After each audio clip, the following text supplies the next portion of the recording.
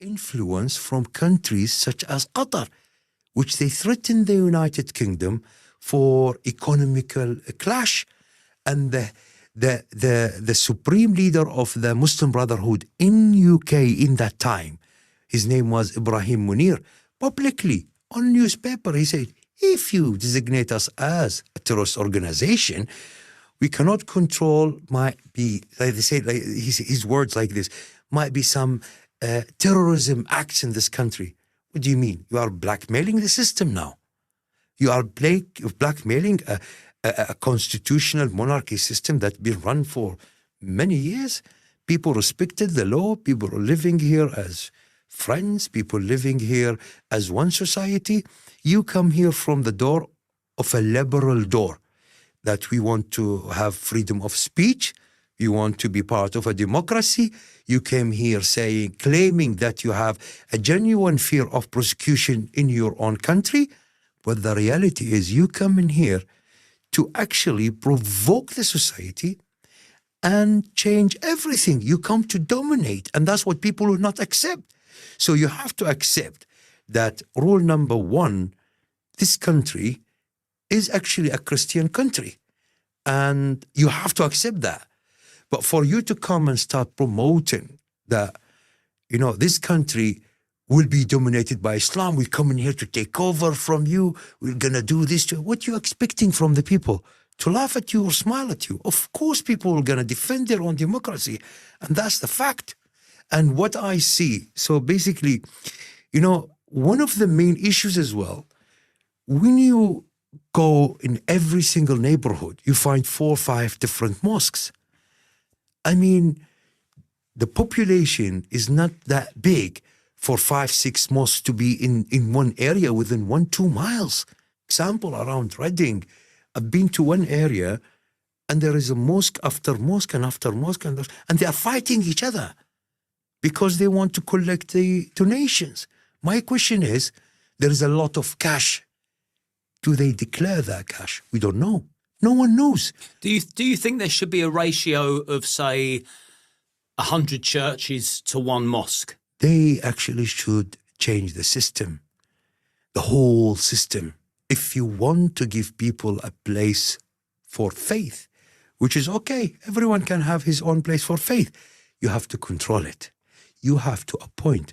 The donation has to come to the government, not to the scholars. It has to go to the government, and the government appoint people who can manage those mosques, because it's out of hand. I mean, come on, you go there. For example, I've been to one mosque in one area around Reading as well, and they were collecting money around 700 to 800,000. They started the campaign in one Friday, and after 2 Fridays, they collected all the money. But the question is, what was that building? It was a community service building for the population, for the public.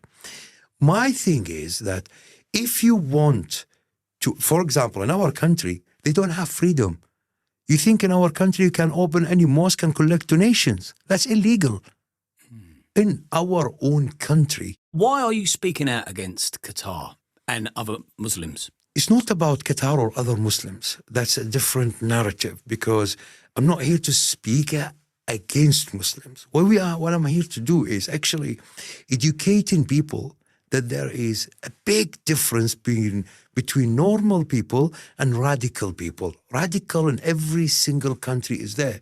The only issue we're facing is that this Islamist group and those terrorists, they are actually abusing the system, abusing and they are actually defamating our character. I mean, come on, man. You walk in for example, I can't walk like this in the streets because of some people been walking in the streets of UK with similar dress just to provoke the people. And I've seen that on videos. So the main idea here of explaining to the public about the Islamists and exposing those Islamists, and I don't want them to blame the people of the country. I'll tell you why. I don't want anyone British who have respect for himself to come against any other British or English person and say to him, you are racist, because you are not. First of all, in Qatar, they've tried to do what's been happening here in the past. In what sense? Qatar is a small, tiny country. We had a very limited population with few founders' families, we call them. The founders' families of Qatar, those are the families who created the country, who've been there during the poverty. We didn't have money, we didn't have oil, we didn't have gas, we didn't have nothing.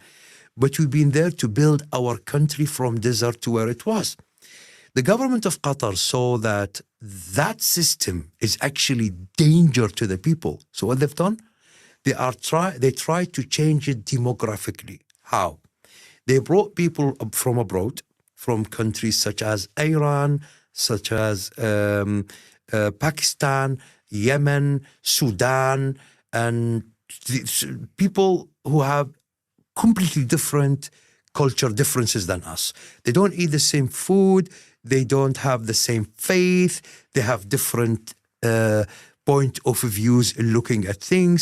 And that's made our people very, very angry about it. Because how on earth, like a person comes from abroad, his name, for example, let's say Ibrahim Amara, who came from Senegal. They put him in Qatar. They change his name to one of the founder families of Qatar. And the people of Qatar say, hold on, what are you doing? They don't even speak the language. They are not part of this country. And what happened after that? The rape percentage in Qatar increased. Our women, when they go in the street, they cannot actually live, because some migrants from Syria in that time who've been granted the passports of Qatar, and they just wore like us and walk in the street, they thought that any woman is a target. And that's actually increased the society anger in Qatar. So that thing, I've seen it in UK in different narrative. I tell you how. The only issue I can see very clearly here is the open migration system is not controlled. Example, someone who just came from war and what he saw yesterday is death, and next day he see heaven. Example, I've seen some reports online about some rapist. They are an actual rapist. And he said, and the defending was like, because he didn't understand the system. He came from different country and he saw the girls walking in the street freely. They look nice. And he got provoked by them. I mean, what do you mean? What do you mean? This is how they live. You should just respect that. And I think before you integrate them to society, you have to educate them. If you're not willing to educate them, then why you open that system? Why are you claiming to the public and to the world that the immigration system should be the way